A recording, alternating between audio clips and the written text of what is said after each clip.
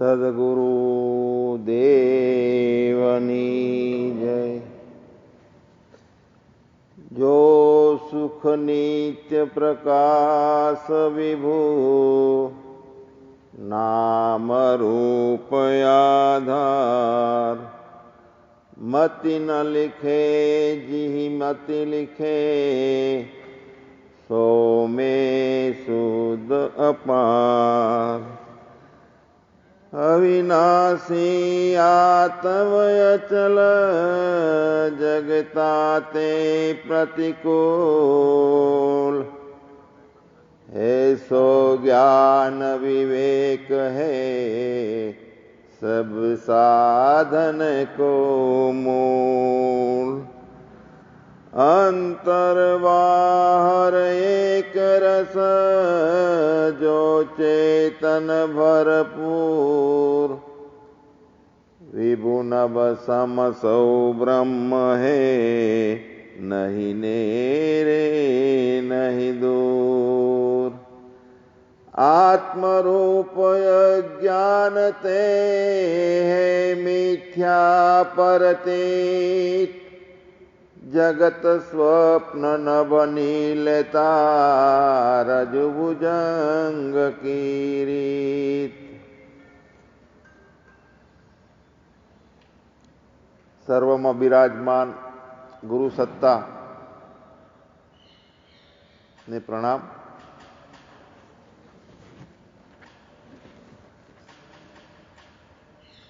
ભક્તિ વેદાંત શિબિરનો આજે બીજો દિવસ।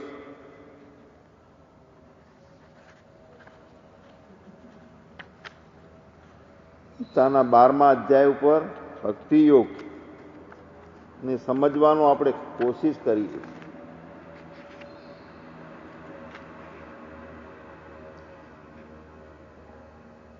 સંતો કહે છે કે ભક્તિ એક સામાજિક શક્તિ છે।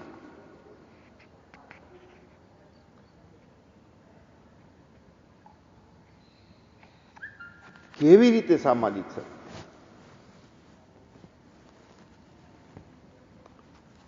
આપણું મન અને બુદ્ધિ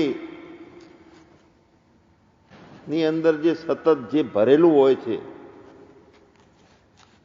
એ મોટા ભાગે સંસાર ભરેલો હોય છે, સંસારના કાર્યો ભરેલા હોય છે, ઈચ્છાઓ ભરેલી હોય છે। ઈચ્છાઓની તૃપ્તિ ના થાય તો એનો સંતાપ ભરેલો હોય છે। મતલબ કે બધોય બિનજરૂરી સામાન આપણે ભરેલો હોય છે। એના કારણે આપણને કંઈક ખૂટે છે એવું લાગે છે। મનની પ્રફુલ્લિતતા ખૂટે છે, આનંદ ખૂટે છે, સહજતા ખૂટે છે।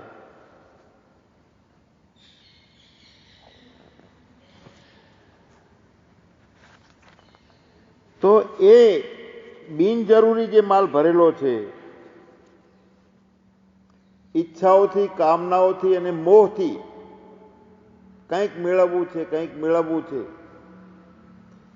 પણ એનાથી કંઈક મળે છે ત્યારે તો થોડો આનંદ આવે છે, પણ નથી મળતું એટલે ઉદ્વિગ્નતા થાય છે, સંતાપ થાય છે, ક્લેશ ઊભા થાય છે। પણ અહીંયા ગીતાના 12મા અધ્યાયના 5મા શ્લોકમાં કીધું ક્લેશો અધિક તરસ્તે સામ અવ્યક્તા સક્ત ચેતસામ અવ્યક્તા હિ ગતિર દુઃખમ દેહ વદ્ભીર વ્યાપ્યતે।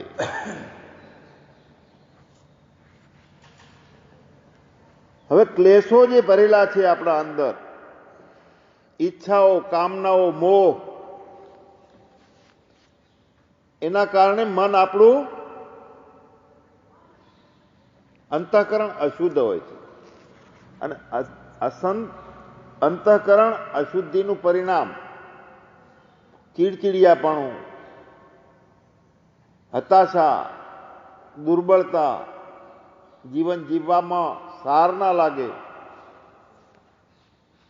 આવી સ્થિતિ આપણા અશુદ્ધ અંતઃકરણના સાથે વધારે અજ્ઞાન સાથે જોડાઈને આપણે મહેસૂસ કરીએ છીએ.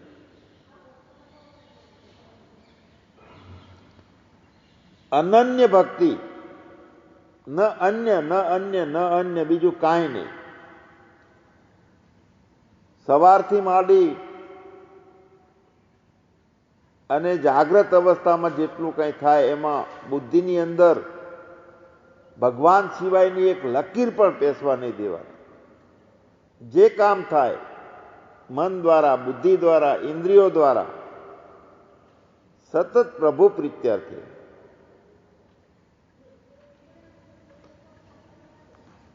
જ્ઞાન પ્રાપ્તિના 3 માર્ગ છે. એક જ્ઞાન, એક કર્મ અને એક ભક્તિ. સરળ રીતે સમજીએ તો ભગવાન હું તારા માટે છું, આ કર્મયોગ સૂચક છે. ભગવાન હું તારા માટે છું, સેવા કરે માણસ. જગ કી સેવા खोज अपनी प्रीत राम से कीजिए, जिंदगी का राज है ये जानकर जी लीजिए. ભગવાન હું તારા માટે છું. આવી સમજથી જે જીવન હોય અને નિત્ય સેવામાં પરાયણ રહે અને સંસારિક ખ્યાલોથી, સંસારિક ઈચ્છાઓથી ઉપરામ થઈ જાય એનું ચિત્ત, તેનું કલ્યાણ સત્વરે થાય છે. જગ કી સેવા ખોજ અપની, પોતાને ગોતી લે છે. સેવા કરતા કરતા પોતે પરમાત્મા સાથે જોડાઈ જાય છે. અને પરમાત્માની સાથે જોડાઈ જાઉં એનું નામ ભક્તિ છે. ત્યારે એવું આવે કે ભગવાન તારા માટે હતો પણ હવે હું તારો છું. આ ભક્તિ છે, તારો છું.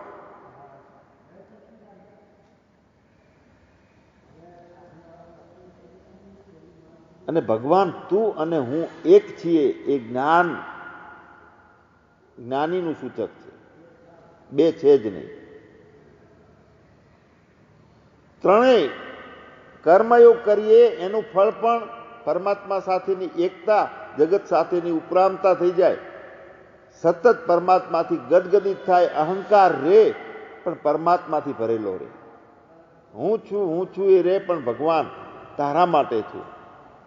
પ્રત્યેક ક્ષણે જે કાંઈ કર્મ કરવામાં આવે, જીવન જીવવામાં આવે, ભગવાન હું તારા માટે જીવું છું.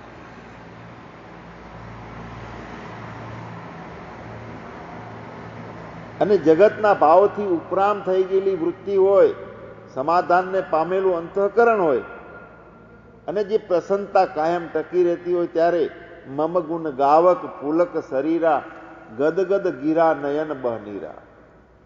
ભક્તની શરૂઆત થાય છે. ભક્તિની ભગવાન હું તારો છું એટલે તો તે મને ખોળામાં લીધો છે અને તારી કેટલી કરુણા છે કે હું આવો આનંદ પ્રાપ્ત કરી શકું છું. એવી પ્રાર્થના કરતા કરતા ગદગદ ગીરા, આંખોમાંથી આંસુ, ગળું કુંઠિત થઈ જાય, નયન બહનીરા. ગળું કુંઠિત થાય, આંખોમાંથી આંસુ, ભાવાવેશ, અષ્ટ સાત્વિક ભાવો દાખલ થઈ જાય.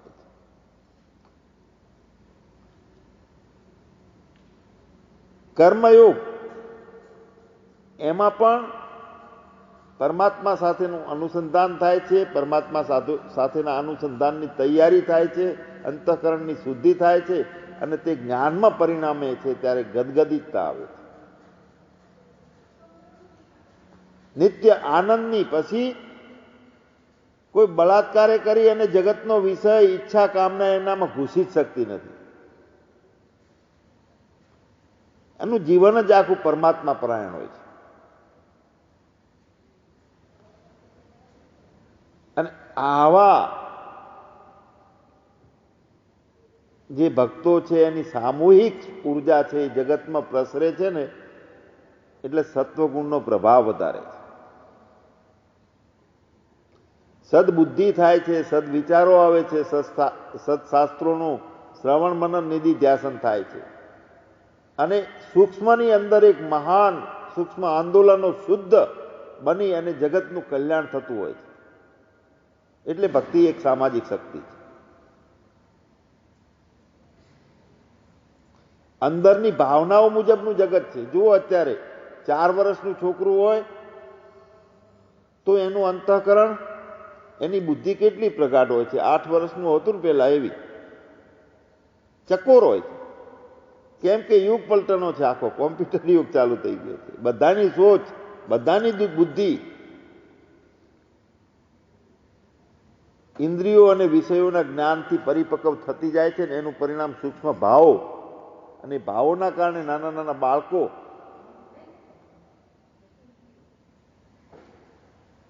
એમાં પણ દક્ષતા, બુદ્ધિમત્તાનું એ વધતું જાય છે. ઘણા બધા એવા દેશો છે કે જ્યાં જીવન પ્રણાલી એવી છે કે જેના કારણે આપણે ગીતામાં જે આપણને વાત કરી છે 16મા અધ્યાયમાં, દૈવી સંપત્તિના ગુણો, અમાનિત્વમ, અદંભિત્વમ, અહિંસા, શાંતિ, આર્જવમ, તો આવા ગુણો ક્યાંય શાસ્ત્રોનો ખ્યાલ નથી એવા દેશોમાં પણ સારી રીતે પળાય છે. બીજા દેશો એવા સુખ, શાંતિ અને સમાધાનથી જીવે છે કે આપણને એમ લાગે કે આપણે ઘણા પાછળ છે. જીવન પ્રણાલી એ વિચાર પ્રણાલીના આધારે હોય છે. વિચાર પ્રણાલી ઊંચી હોય છે એના કારણે એનું એક આંદોલન બને છે સૂક્ષ્મમાં. એવી રીત જ ઊભી થાય છે આખા દેશમાં કે એ પ્રમાણે જીવન પ્રણાલી બને છે.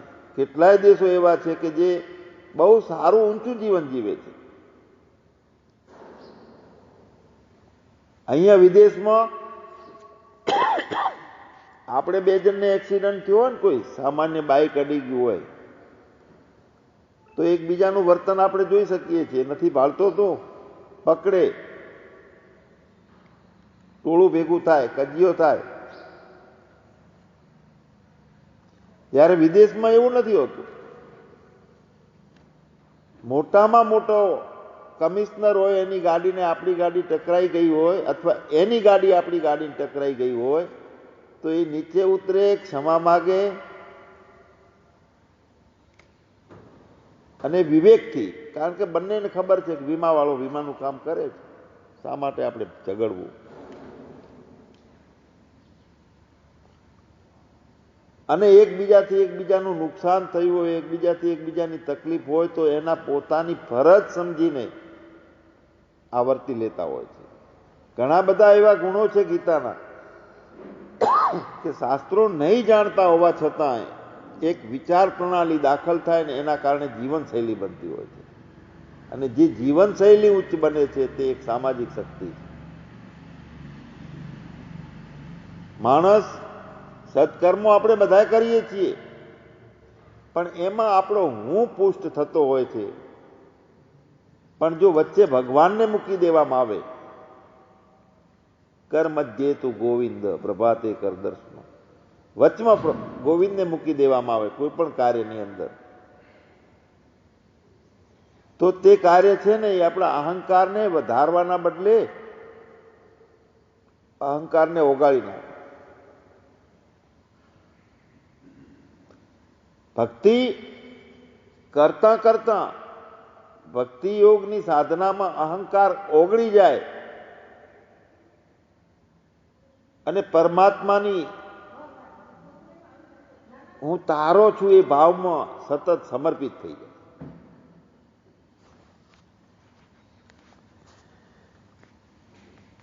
એટલે સગુણ સાકારની અર્જુનને મને લાગે એવું લાગ્યું હશે કે પ્રભુ તમે અમારી સામે છો, મિત્ર તરીકે છો, કેવી મસ્ત મજા આવે છે,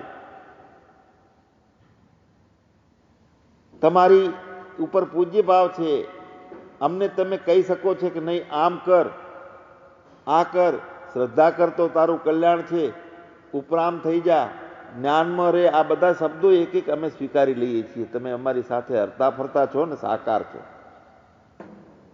એટલે અમને વધારે સાકાર રૂપ તમારું ગમે છે. તો અમારી સમજમાં કાંઈ ખામી તો નથી ને કે સગુણ સાકાર એ સ્વરૂપ ઊંચું છે કે નિર્ગુણ નિરાકાર?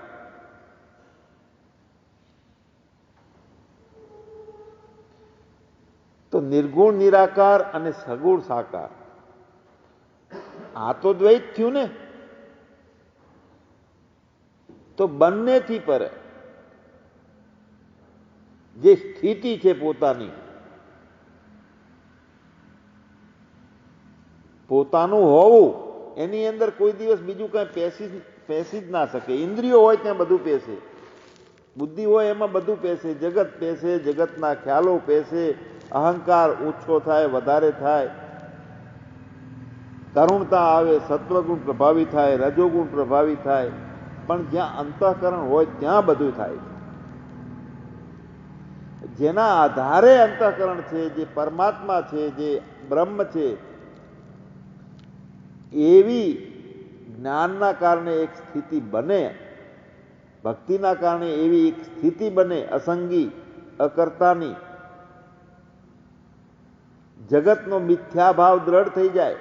જેમ સ્વપ્નું જાગતા તરત જ બાદ થઈ જાય છે, એમ પોતે પોતાનામાં જાગેલો હોય એટલે જગત બાદ જ રહે, બાદ કરવું ના પડે.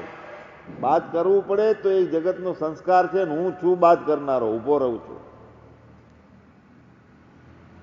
બ્રહ્મ સત્ય છે અને જગત મિથ્યા છે. આ તો એક આપણી પ્રક્રિયા વેદાંતે આપણને એક માયાના ખેલમાં, અજ્ઞાનમાં અટપટી રહેલા છીએ એટલે આ બે શબ્દો કાઢવા પડે છે.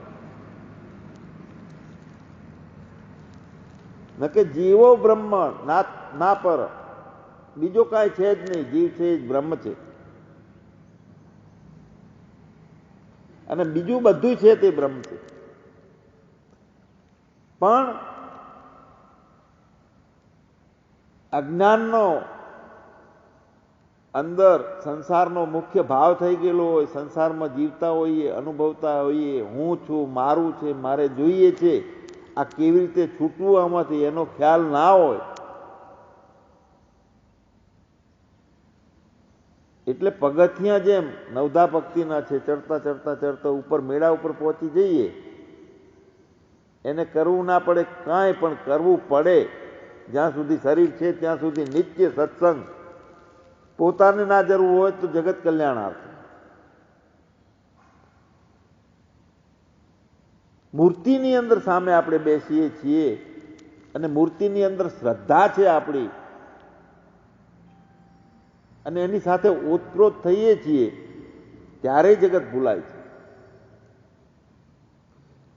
પણ મૂર્તિ પ્રતિષ્ઠિત છે એટલા માટે એને પ્રતિષ્ઠા કરી છે ભાવથી. બધાના ભાવો એમાં રહેણાણા છે. મૂર્તિની અંદર જે એક એક અણુ, પરમાણુ, ઇલેક્ટ્રોન, પ્રોટોન, ન્યુટ્રોન, આ જે કાંઈ છે ને, એના અણુ પરમાણુ છૂટા પડીને એની અંદર એક ભાવનાત્મક શક્તિ ઊભી થયેલી છે મૂર્તિની અંદર. પ્રમાણિત છે એટલે એ આપણા ચિત્તને શાંત કરે છે.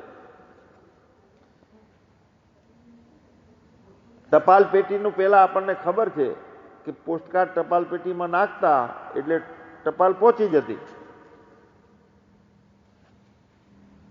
પણ તે પોસ્ટ ઓફિસથી પ્રમાણિત ટપાલ પેટી હોય તો, એની બાજુમાં જૂની ટપાલ પેટીઓ પડી હોય અને પ્રમાણિત ના હોય ને એમાં નાખીએ તો એની અંદરથી કોઈ ટપાલ કાઢવા, ટપાલી આવવાનો નથી, બીજે પહોંચાડવાનો નથી. એટલે મૂર્તિ તે પ્રમાણિત છે. મૂર્તિની સાથે આપણે જોડાઈ જઈએ છીએ. મૂર્તિ પૂજા છે ને, ઘણા એની વિડંબણા ઊભી કરે છે કે મૂર્તિ પૂજા જરૂરી નથી, ખંડન કરે મૂર્તિ પૂજાનું. કાલે પૂજ્ય સ્વામીજીએ અલવરના રાજાની સારી વાત કરી, વિવેકાનંદની. એ અલવરના રાજાએ પૂછ્યું હતું કે હું મૂર્તિ પૂજા માનતો જ નથી, મને શ્રદ્ધા નથી.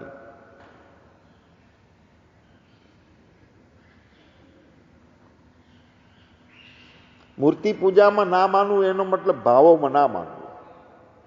આપણને રાષ્ટ્રધ્વજ ઉપર પ્રેમ છે ને, ભાવ છે એટલે પ્રેમ છે. મારો દેશ, મારા દેશનું પ્રતીક, મારો ભગવાન, આનું પ્રતીક છે મૂર્તિ. જો ભાવોમાં ના માનતા હો તો જે ઉપર મૂર્તિ, એમના અલવરના રાજાના પિતાજી, પહેલા રાજા પછી બીજા રાજા, એમના ઉપરી રાજા બધા ફોટા હતા. તો એ ફોટો ઉતારીને કીધું હતું કે જો તમે મૂર્તિ પૂજામાં નથી માનતા તો અહીંયા બાપને કેમ માનો છો, લટકાડી રાખ્યા છે. જો આમાંથી કોઈ વ્યક્તિ એને ગંદો કરે છે, ધૂળ નાખે છે તો તમને રીહ ચડે છે. કે મારા બાપ ઉપર ફોટો છે, ચિતરેલું છે, સાચું નથી એ પણ જાણો છો. મૂર્તિ પૂજાની શું જરૂર છે? ભાવ પ્રતિષ્ઠા થાય છે. એમ એક પિતાના છાયામાં અનેક આપણે છીએ એવા ભાતૃભાવથી એક ગુરુદેવ, શિવોહમ સાગર ગુરુદેવ, અખંડાનંદ સ્વામી ગુરુદેવ, એની છત્રછાયામાં આપણે બધા ગુરુ ભાઈ બહેનો છીએ. આ ભૂમિકામાં જ્યારે મળીએ છીએ ને જોડાણ થાય છે ને આપણું, એટલે એક શક્તિ બને છે, એક બળ બને છે એનું. ભક્તિ એ કૃતિ નથી, ભક્તિ એ વૃત્તિ પણ નથી, ભક્તિ એક શક્તિ છે. એટલે ગીતાનો જે ભક્તિ યોગ આપણું દેહનું અભિમાન મારા પૂરતું સીમિત હોય કે હું દેહનો અભિમાની છું, હું દેહ છું, તો એ દેહના અભિમાનને તોડવા માટે ભક્તિ છે, ભક્તિ યોગ છે. એવમ સતત યુક્તા નામ, સતત સતત જોડાણ પરમાત્માથી. એનો મતલબ કે જે કાંઈ કરું છું, જે કાંઈ જોઉં છું, એ પ્રભુ તને જ જોઉં છું એવું આંજી દઉં આંખમાં, અંજન દેખાય બધે કૃષ્ણ કનૈયો. આંખમાં એના આંખના ચશ્મા જ એવા બદલાઈ જાય, આંખની નજર જ એવી બદલાઈ જાય કે બધે પરમાત્માનું દર્શન થાય. અલગ અલગ અલગ નહીં જોતા એકને જોવો તે ભક્તિ.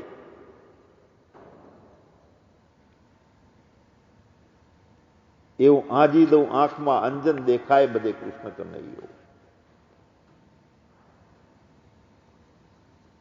અને અલગ અલગ અલગના બદલે એકને જોવાથી શું ફાયદો છે? તો જ્યારે અલગ અલગ જોવાની વૃત્તિ છે, અલગ અલગ મેળવવાની વૃત્તિ છે, અલગ અલગ અભિમાનો થાય, અજ્ઞાનમાં જાય, એ વૃત્તિને ઉત્થાન ન થવા દેવાની એક સ્થિતિ આપણા નિર્માણ થાય છે કે ના, આ નહીં, આ જરૂર નથી, કોઈ ફસાઈએ નહીં. સ્વામીજી હમણાં પરમ દિવસે એક વાત કરતા હતા, અમે ફરવા નીકળ્યા હતા અહીંયા, એટલે ઘણા લોકો મૂર્તિ પૂજાની ખંડન કરે છે. તો ખંડન કર્યું તો કર્યું એને ખંડન, પણ એની પાછળનો શું હેતુ હોય છે એ વાત કરી. દયાનંદ સરસ્વતીએ મૂર્તિ પૂજાનું ખંડન કર્યું, પણ એના કાર્યકાળ દરમિયાન એ મૂર્તિ પૂજાની સ્થાપના કરવાની હતી, એ કામ અધૂરું રહી ગયેલું. બહુ મહાપુરુષ, વેદોને જાણનાર હતા. પૂર્ણ મૂર્તિ પૂજાની પાછળ વેવલાપણું, ગાંડાપણું દાખલ થઈ ગયું હતું. તો સમાજમાંથી એ યથાર્થ મૂર્તિ પૂજા સ્થાપના કરવાનો એમનો જે હેતુ હતો, એ સમયનો દેહ મર્યાદા થઈ, એમની દેહની દેહ છૂટી ગયો, એટલે કામ અધૂરું રહી ગયેલું. એ કામ પાછળથી બીજા મહાપુરુષોએ કર્યું છે. વિવેકાનંદે કર્યું છે, પૂજ્ય પાંડુરંગ શાસ્ત્રીજીએ મૂર્તિ પૂજાનું રહસ્ય ખૂબ સમજાયું છે. મૂર્તિની પૂજા, જ્યારે મૂર્તિને સાક્ષાત પરમાત્માનું પ્રતીક માની સામે બેસીએ છીએ, ત્યારે આપણા મનના અંદર બીજા આંદોલનો શાંત થાય છે, અને બીજું એક નવું બળ ઊભું થાય છે. સગુણ સાકારની પૂજા તો એકદમ આપણને માફક આવે છે, અઘરું નથી લાગતું, પણ નિર્ગુણ નિરાકાર એ અઘરો વિષય લાગે છે. પોતાનું ના હોવું, પોતાને મટવું ને એ અઘરું છે. બનવામાં તો કઈ અઘરું નથી, બધા બની જાય છે. પાંગરવું છે એ અઘરું નથી, બધા પાંગરે છે, બધું પાંગરે છે, પણ ઓગળવું છે એ અઘરું છે.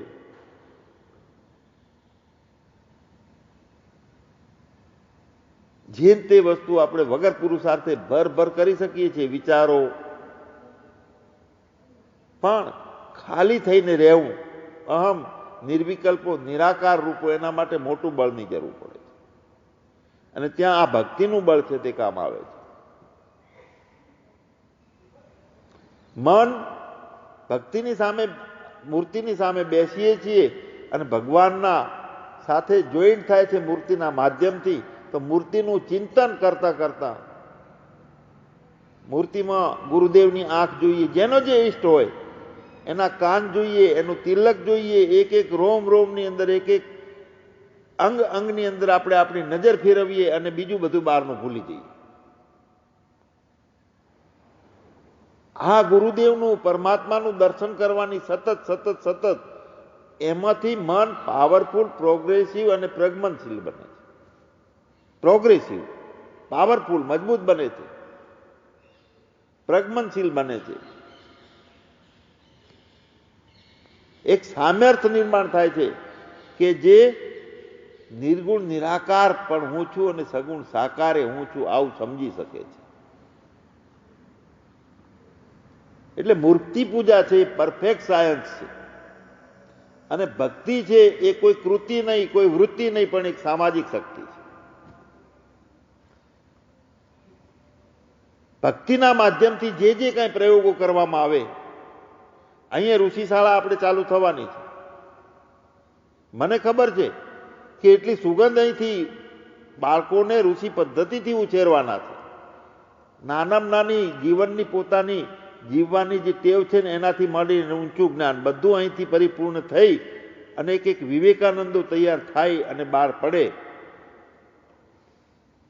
આવું લક્ષ્ય છે. તો સુગંધ બધે પ્રસરવાની છે. એની સુગંધ પ્રસરશે એટલે અહીંયા પોતાના વિદ્યાર્થીઓને મૂકવા માટે બહુ ક્વોલિફિકેશન જોશે, વિદ્યાર્થીની, એના કુટુંબની, એના સંસ્કારની. વિદ્યાર્થી સારો હોય અને કુટુંબ લલ્લુ પંજુ હોય તો ભવિષ્ય બંનેનો ઊંચા સંસ્કાર, ઊંચી ભાવના. એટલે આ સ્કૂલમાં દાખલ થવું હશે તો 6 મહિના પહેલા એના મા બાપને એનું પોતાનું જીવન સુધારવું પડશે. આ પરિસ્થિતિ આવવાની છે, એવી માગ થવાની છે. અહીંયા ભક્તિ એ સામાજિક શક્તિ છે. એનું પરિણામ હું તમને કહું છું શું આવે. અહીંયા માધ્યમ શું છે? એ છોકરાઓ અહીં કે ના સેવા કરે ને આશ્રમને બધું કરે, માણસો ના રાખવા પડે બચે, એ હેતુ નથી. અહીંથી એક એક વિવેકાનંદ, એક એક અર્જુન તૈયાર કરીને બહાર જવો જોઈએ. અને તે કામ આપણે ચાલુ કરી રહ્યા છીએ. સામાન્ય કામ નથી આ. અને એ શક્તિ હજારો લોકો સાથે પહોંચશે અહીંથી છૂટા પડેલા વિદ્યાર્થીઓ. તો કેટલાય કુટુંબો, કેટલાય લોકો સુધી પહોંચશે અને હરિયાળી ફેલાશે. યૌવન જો ધારે તો સૃષ્ટિ સજાવે. અહીં આપણી અંદર સૃષ્ટિ સજાવવાનું બળ પડેલું છે, પણ ભક્તિની સાથે એ બળ જોઈ જ નથી અને સાચી સમજ વિના જીવન વિતાવે છે. પ્રભુ હું સૃષ્ટિનો શણગાર બનું. આ ગોવર્ધન પર્વત છે, એ ગોવર્ધન પર્વતને ઉપાડવામાં મારી પણ આગળી છે. શું ગોવર્ધન પર્વત છે? ઈશ્વરનો બનાવેલો આ બગીચો મધમત્તો રે, ખીલેલો રે. એના માટે હું મારા સ્વાર્થ માટે નહીં જીવતા, હું સમષ્ટિ માટે, ઈશ્વર માટે મારું જીવન, એક એક પ્રાણ, એક એક શ્વાસ, એક એક હૃદયનો ધડકાર પ્રભુ તારા માટે છે. આ ભક્તિ છે. પણ આપણું જીવન નજર ના બદલાય, નજરિયા ના બદલાય તો જીવનની રીતે ના બદલાય. અને આપણે મનુષ્ય છે એ કિનારામાં પડે રહીએ, બીજો કોઈ કિનારો ના બદલાય. लेकिन नजर बदल जाए, नजारा भी बदल जाए तो किस्ती का रूख भी बदल जाए और किनारा भी बदल जाए. શું થાય? અહમ બ્રહ્માસ્મિ. હું સામાન્ય બિચારો બાપડો નાનકડો અજ્ઞાની જીવડો ના રહું.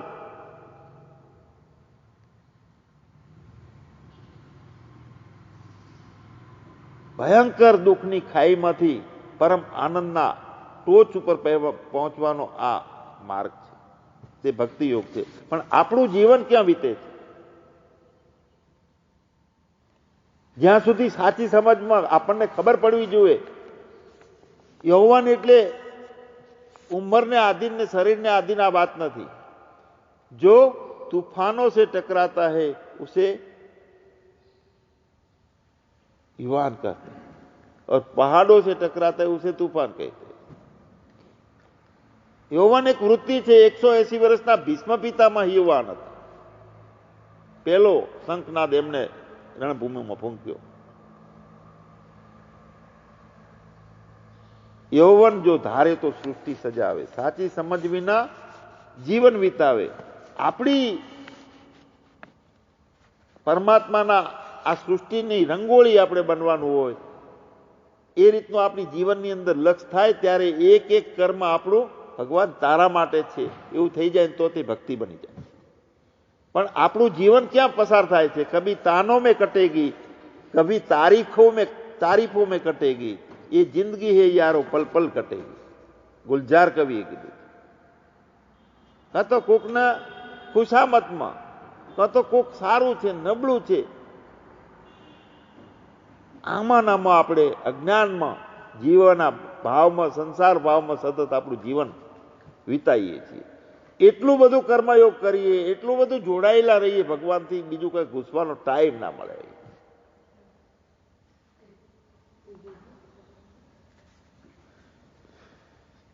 કેમ કે જોઈ લીધું આ સંસારમાં શું મેળવવાનું છે.